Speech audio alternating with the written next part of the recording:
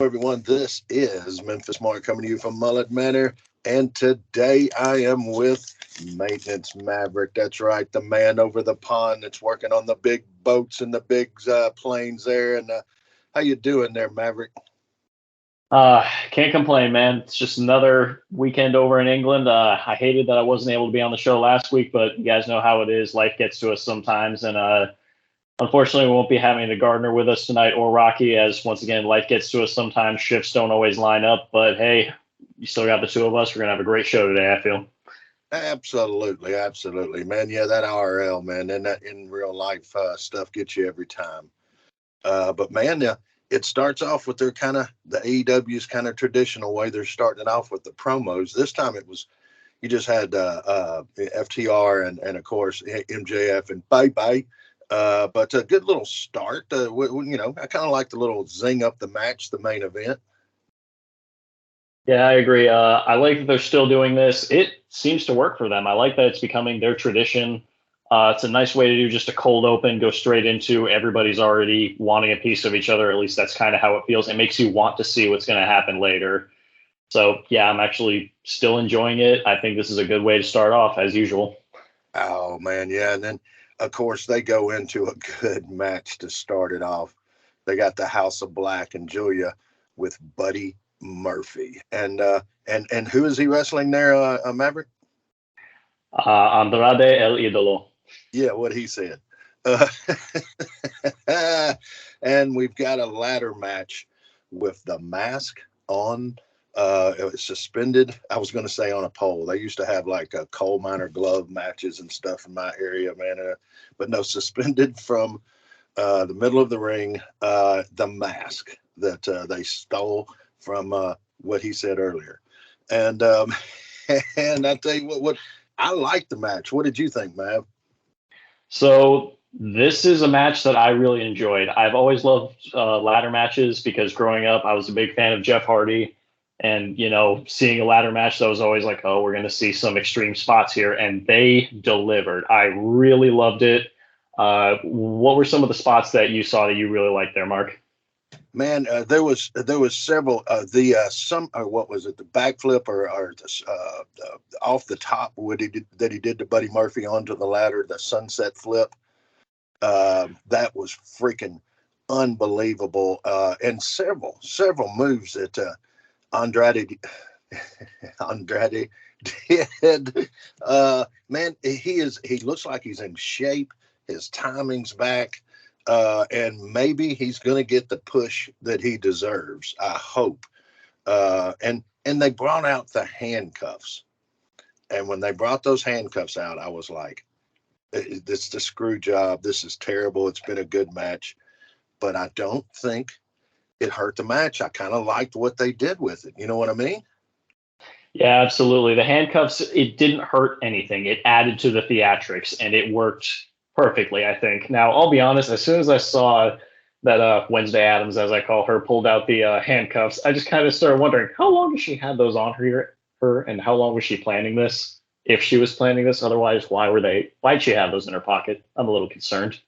But going on from there, the match itself, I absolutely loved that sunset flip off the top of the ladder onto another ladder that was positioned so it was leaning up on top of the apron and in between the ladder that they came off of, just for anybody who didn't see it. It was breathtaking for a second, and they had so many high spots, but it seemed to flow with the match. I really loved it. Also, during this, I noted that the announcers were doing pretty well with this match. I enjoyed the way that they were even feeding into it. It kind of felt like listening to a radio or something back in the day when you don't have a TV in front of you or whatever, but you can still hear a football game or whatever. They're describing everything down to the T, and it felt pretty good, this match. Yeah, I really enjoyed it. The finish itself, what did you think of the finish of this match, Mark? Man, I liked it. I tell you, the way he threw the key into the crowd afterwards. Now, I do. I think it was a little odd. They had some bolt cutters right there. Yeah, same here. I noticed that, and I started questioning, like, did she have a backup plan this whole time too? Well, what has she got a toolbox with her or something? Did she roll out a Mac box or something? Yeah, But she's a better crew chief than I am. and the crowd, man, the crowd seemed to really be in it. So yeah, the ending was pretty good. Andrade is really coming into his own, like I said, and I think he's like blossoming in front of us. Maybe it's being married and being around so many English speaking people that he has just seemed to his lack of what he doesn't know in his language. He's doing it with his body and his face, and it's just fantastic. So yeah, the ending was pretty good. Cannot complain. As far as an ending goes, what do you mean? What do you think about that, Mav? So the ending itself, at first I was a little bit annoyed with it because I'm okay with a manager interfering a little bit, like, oh, they slapped the opponent in the face or whatever. But I don't like it that immediately Julia jumped on Andrade's back while he's climbing up the ladder. But then he kept going, and I was thinking, you know what? It's not that big of a deal. He's still got it. And then Matthews comes back in, and the match kind of continues a little bit. And I'm thinking, if they actually do stop him, then it is kind of a screw job here. I don't really like the way this is finishing. But so she gets off his back, gets on the other side of the ladder. He gives her just a gentle shove, so he's not hitting a woman here. But then she goes flying into Matthews, into the table in the corner, finishing them both off so they can't get up. And Andrade is able to step up on the ladder and grab the mask. I really enjoyed the ending and just seeing him be able to get his mask back. I'm a little sad that this storyline, if this is the end, I am kind of sad about it, but it has run its course and I've really enjoyed it so far. Yeah, and the slaps that she did to Andrade on top of the ladder, she pushed it, and I believe I saw a tweet this morning where Andrade was pretty much saying that Buddy Murphy had the choice to make, to go after the match or protect or catch Julia. And so it was, they even carried the storyline on Twitter afterwards. So I liked it. And how respectful of a push was that? Pretty respectful. It looked like he put his hand just below her neck, just able to give a little bit of a shove. It wasn't anything too crazy. So, hey, he did not hit a woman. That's right. Yeah. And it was all done, man. I tell you what, it was old school. And look in the Mid-South Coliseum, my friend, I've seen a woman get her head shaved. So Bill Dundee's wife got her head shaved once. So I think we've come a long way. Agreed. Back in the 2000s, CM Punk's Old Fashioned, the Straight Edge Society, they had Serena Deeb. She got her head shaved right in the middle of the ring. They pulled her from the crowd, planted, of course, and then shaved her head and said, "You are now part of the Straight Edge Society." Oh. So it has happened within the last 20 years. So, yeah, I remember. Now, this was a match for her hair. That Jerry Lawler and he won, but we'll do that on another show there. And man, they go from there. Muro has his spot, and he's doing a little QTV because I can't think of the guy's name that came out and attacked him with the chair originally. That's on QTV, but Muro gets a chance to get the chair back, lay a little thumping on him, and gets to do a little hollering. But not a bad little promo. What'd you think?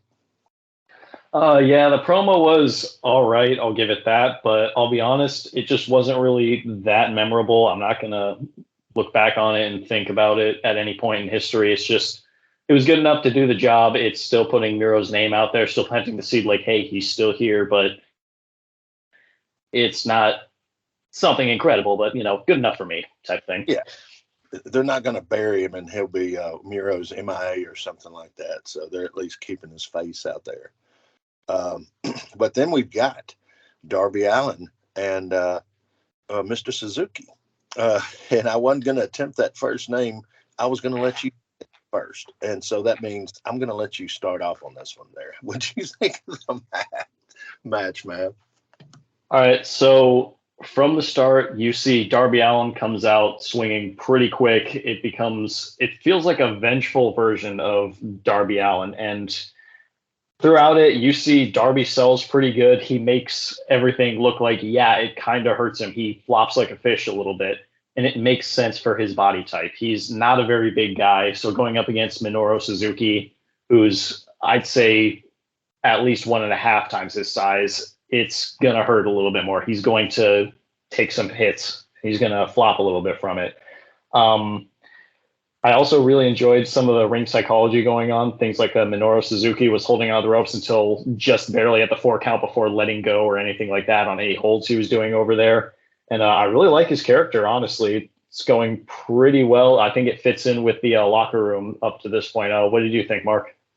Yeah, he gives the experience side, and everything he does is telling a story. You know what I mean? It's like each move, he could have sound effects with him during the match. But he's definitely an old school and old school Japan also, but not the new Japan, but old school, the way they used to do it. So I really enjoyed it. Yeah, Darby come out with a really fast start, and maybe the storyline or the angle was that Suzuki felt disrespected, like this guy was trying to put him away, so he tortured the crap out of him. Yeah, I liked it. Him catching him in that coffin drop and almost ending the match there. I liked it. And then after the match, you had Christian and Luchasaurus come out, the TNT champ, and kind of add to the flavor of things. So you got a little Christian out there, of course, right after the match. So, it wasn't so bad. What'd you think? So, God, I love Christian's promos. It's always just a little more flavor every single time. Him telling Darby Allin that he needs to go back to Hot Topic or whatever, which I'm not sure if you know what that is, Mark, but it was it was a store for, teenagers back in, the 2010s ish era where they'd buy all the goth sort of stuff. So that was pretty funny to me. I just really love what Christian is doing here, his character and the angle they're going for. God, I just love this. Christian is, I think he's going to be on his way out, but I'm cheering him on the whole way, man. He might be around for a while because he's such a good mouthpiece, and he can still move, man. For his age, he's in fantastic shape. So, I mean, who knows? That could carry on for a while, but I like the way they did it. And after that good match, gave Darby a chance to catch his breath and everything before he got into the interview. And so, yeah, I got to give that one a pretty good mark. And then after that, they have a little promo with Tony Storm and Sheeta, and I like it when Tony Storm calls her a fat cow. I thought that was hilarious. And but Sheeta's going for the belt, so good little spot there. I think. What'd you think about that? So, sorry. Tony Storm's promos, she does very well. I don't know what it is, if it's the accent along with what she is saying, but it makes me just want to sit and listen more, even if she's just insulting somebody over and over again. It's like, what else are you going to call them next? I just don't want to stop listening to her. It's something that I've never really seen in a women's wrestler where I actually want to hear their promos. I kind of want to see more, and she does very well with her heel side right now. I hope that they kind of keep her as a heel because as a baby face, I don't really see her going as far. And then that led into Samoa Joe versus Gravity, who I've honestly never heard of until I think this week he started up. What did you think about that, Mark? Well, Gravity, I've seen him a couple of times. He, I don't know if you've heard of Bandito, but that is actually his brother. So yeah, you had Gravity going against Samoa Joe and the TV champ, and it wasn't a long match because I actually think it was done correctly. Gravity's pretty good. They don't want it to be a squash, but they gotta let Gravity get his. He walks down the ropes. That's his little thing. So let him get a couple of those in, and then let Joe do what he does. I mean, so It wasn't so bad though. But what did you think of Gravity? The little So version. Gravity, honestly, the way he moves in the ring, it felt kind of comical to an extent. Knowing what was going to happen in this match, seeing it's Samoa Joe. Samoa Joe is going to bully you, and you are not going to go that far, especially if you're kind of new to the company or just new in general, I want to say, because once again, I haven't really seen much of him. I'm not sure how long he's been around, but I'm still feeling like he's a little bit green, but he's not bad at all. I kind of enjoyed his little taunt that he was doing every time he was behind Samoa Joe, doing that little slow moonwalk sort of thing. Yeah. Something that I also noticed, and I was kind of questioning, was did you see what was written on his pants that he was wearing? I've got it playing on the monitor in the back now, but no, I did not notice that. Please enlighten me.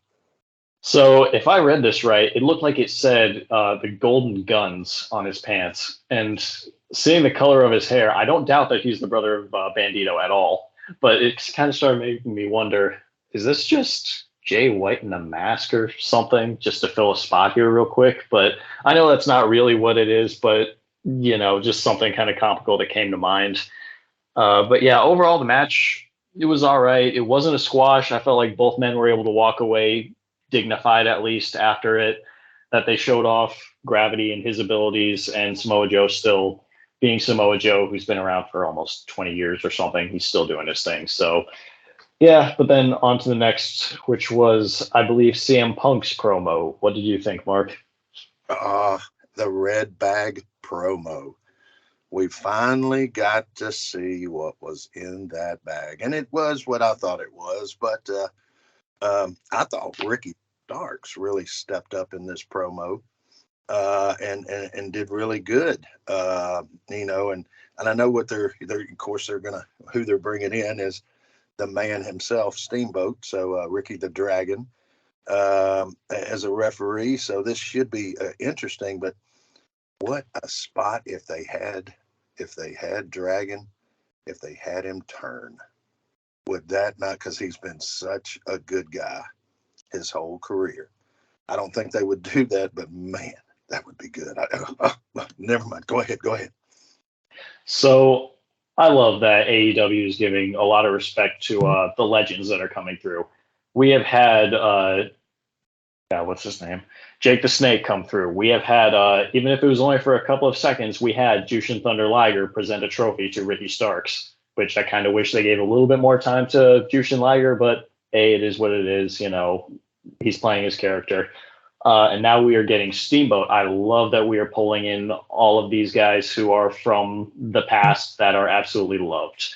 But through the promo itself, hearing CM Punk talk about he's going back to straight edge, somewhat of the, I don't want to say gimmick because it is something that he has said that he really does live that in his life. That's why he has the Pepsi tattoo on his shoulder instead of any kind of beer brand I guess his buddies were getting when he was in college or something like that.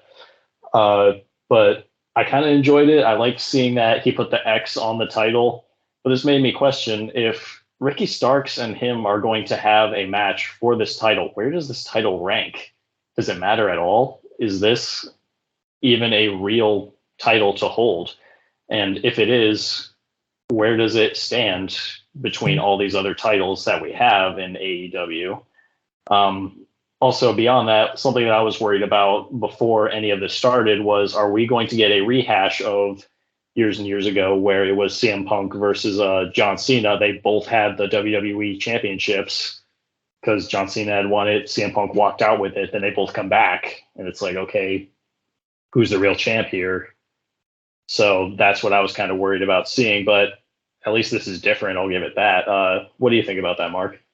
I really like what you just mentioned. I think that is somewhat maybe of what they're doing, and the crowd. I don't think that they were expecting Ricky to get over like he has, because it seems like CM Punk always seems surprised when they start cheering for the other person, and it just I like that little angle, because Ricky is needed. The only time I knew Ricky Starks was from the video of him and Ryback, the big guy. where he puts him through a catering table, and he looks so small and meek, and in that promo that they did on WWE. So to see him now blossoming out and having a chance to do some good stuff, I'm kind of liking it. And CM Punk is CM Punk. I still think the more he wrestles, the better he's getting. Where at first he looked a little, I don't want to say shaky, he just didn't look CM Punkish. And now he's starting to get a little bit of it back too, because he's older. So you got to give some leeway there. So, but yeah, I like where they're going with this, and we'll see how good they do it, though. That is the big thing. And what we have up next there, Maverick? All right. So after CM Punk's whole promo that was cut, sorry, I had a lot of notes about CM Punk and Ricky Starks there because the crowd was really into it, and yeah, it was something actually interesting to see. So next match was the trios tag match. I'll be honest, I didn't catch a name for the other trio, but the Bang Bang Gang minus Jay White and against these three, I don't want to call them misfits, but they did seem just kind of thrown together almost. So Andrade, Darius Martin, and El Hero, I'm not sure on that one, but yeah, but they did have a cardboard cutout of Jay White, so he was kind of there. Made an appearance. Yeah, I mean, but the match is probably what you'd expect. I mean, what kind of notes did you? Because I bet you had more notes on the interview than you did this particular match. Yeah. So the match itself, I enjoyed it going through it, but honestly, I didn't really have that many notes going on. Andrade, I feel like he is very fluid with his wrestling. Everything he was doing, it was very smooth with everything that was going on in the ring. It felt like, okay, he was taking on three people at once at one point, it felt like, and he's hitting every single one of them with move after move, and it's all lining up just perfectly. And I loved seeing just how fluid he was in the ring.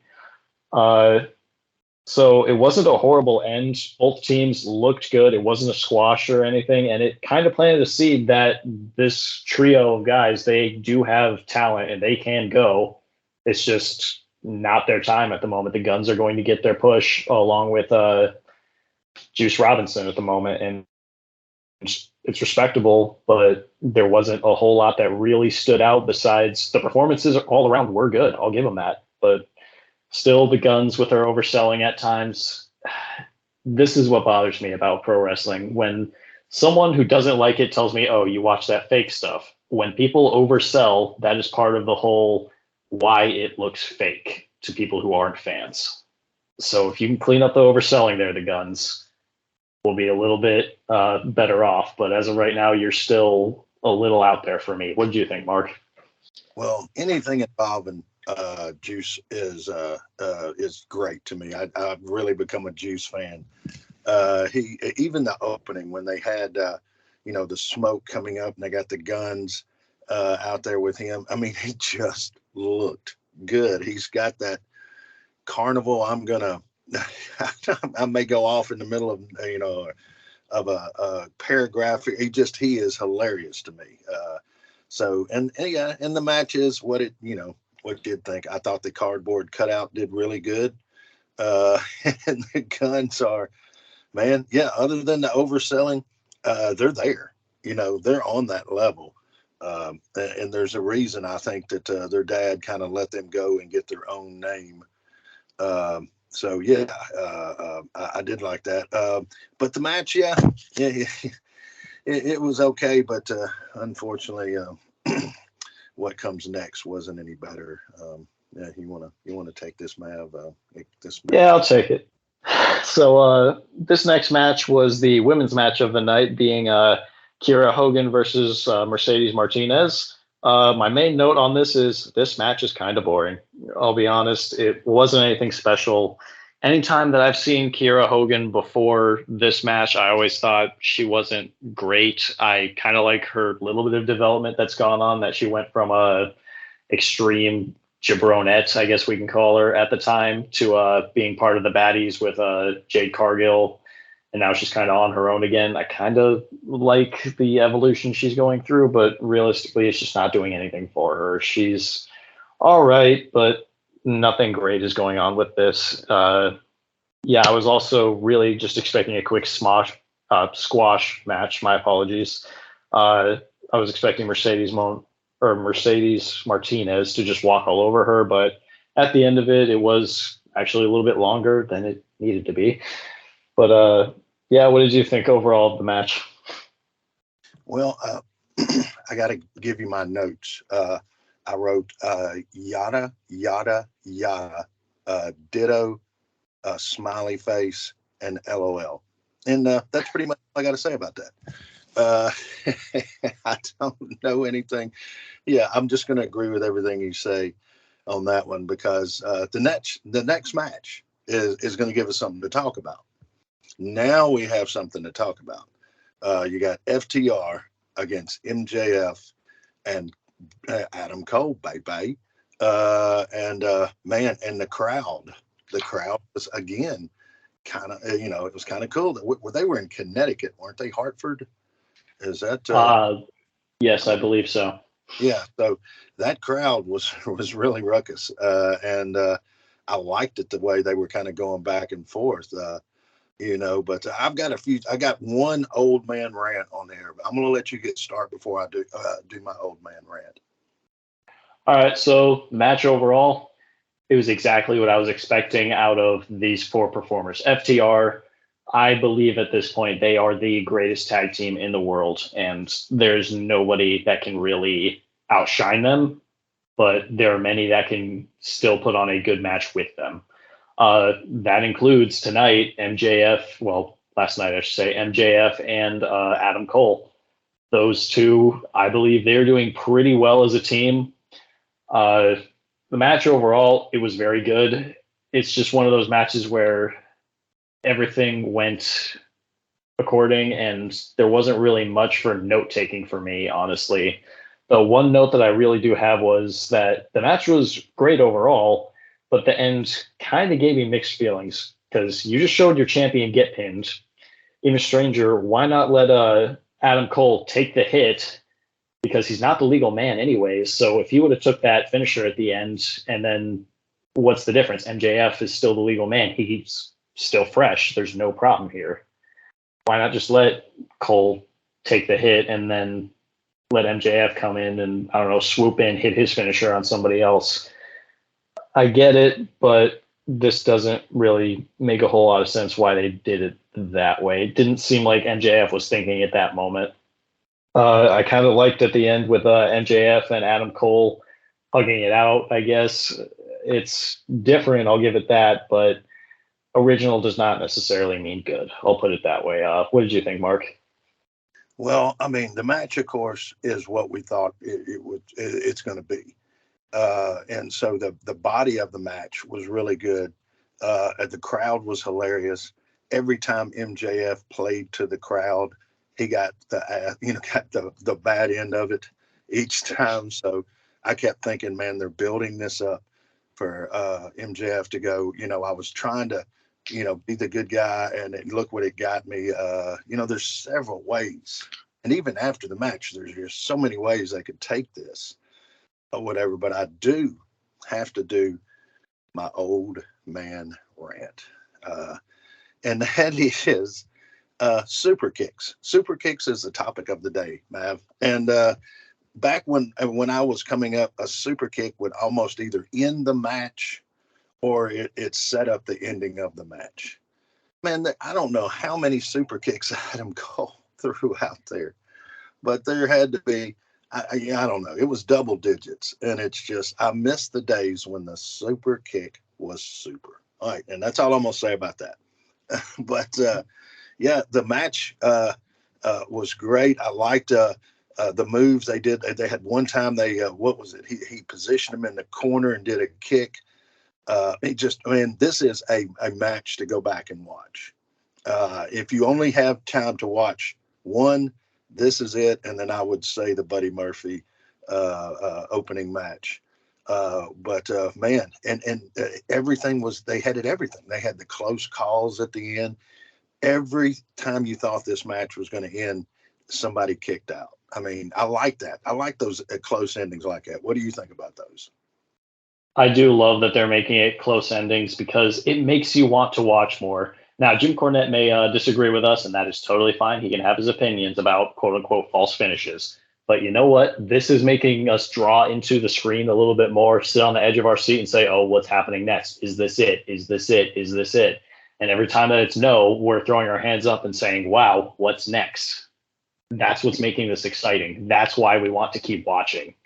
So I understand to an extent when you're, jumping off a ladder and you're putting somebody through 5 tables and they're sitting on a bag of tacks. Yeah, it is a little bit overboard at that point, but with the way they're playing this out, it makes enough sense that we just want to keep watching. I want to see more FTR. I want to see more MJF and Adam Cole together. These two, they're doing pretty well, and I think it's a good idea to have Adam Cole as a tag partner right now because him with his injury status, he can at least be taken out of the ring for a little bit, have his break, and not be the only one in the match going the whole time.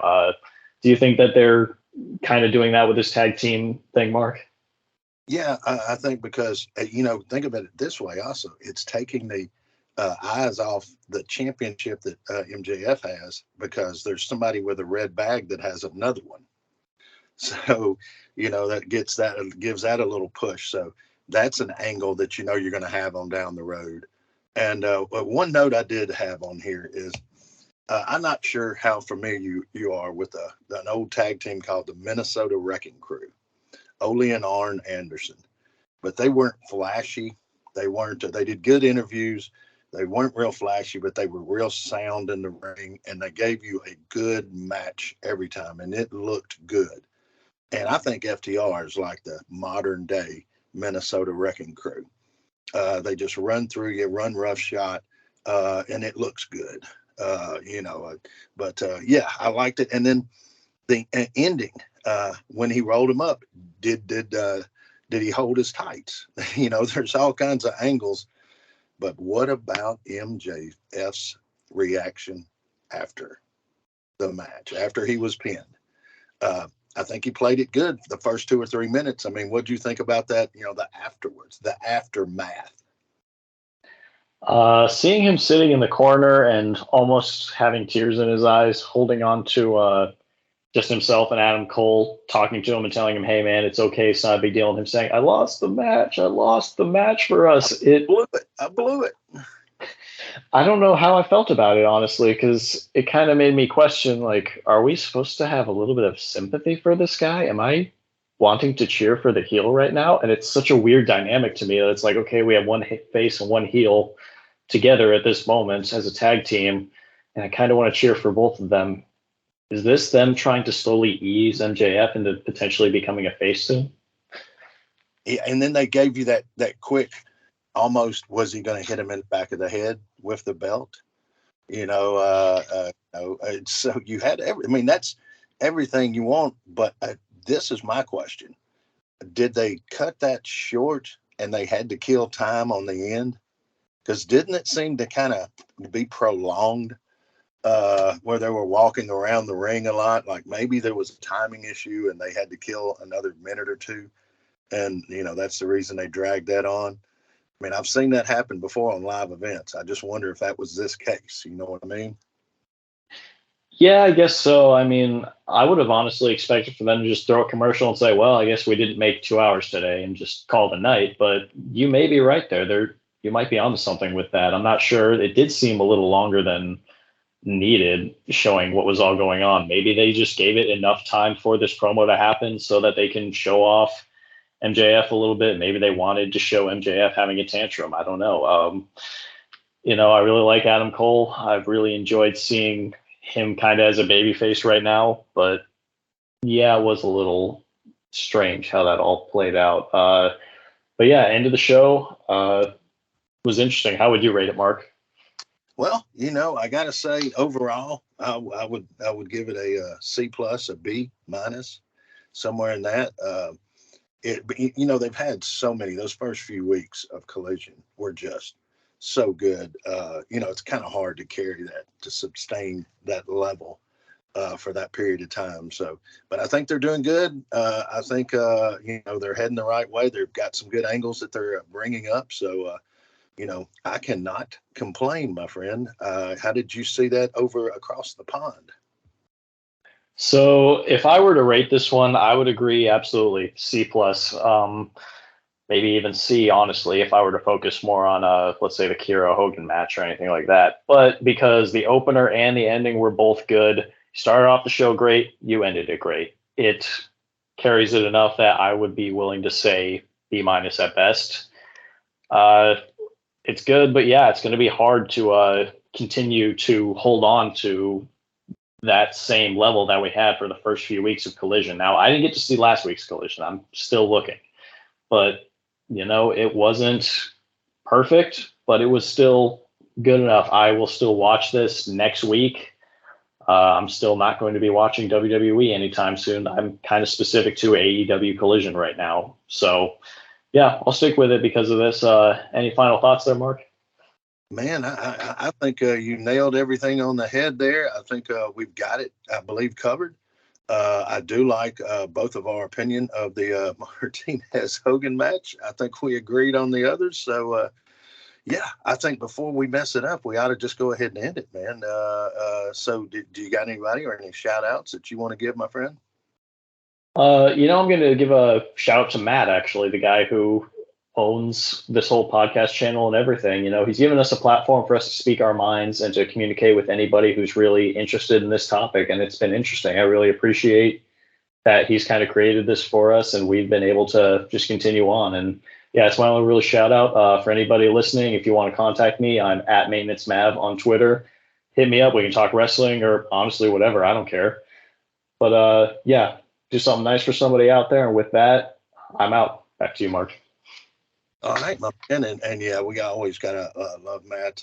He does a wrestling podcast for the fans by the fans, so you can't go wrong there. And of course, the Godna, Michael and Rocky. We missed them this week, but hopefully they'll be back next week. And let me see. I believe they have some Wrestle Magic projects coming up. They got something with Just Incredible. So a lot of good things to be looking for in the future, that's for sure. But I tell you what, right now, we'll just go ahead and end it. And this is Memphis Mark. And you know what? I am out. Thanks for listening to the WWE Podcast. Don't forget to subscribe on your favorite podcast app so you don't miss a show, or head to WWEpodcast.com. And for all of these shows ad-free, head over to patreon.com/WWE Podcast. Until then, we'll see you next time.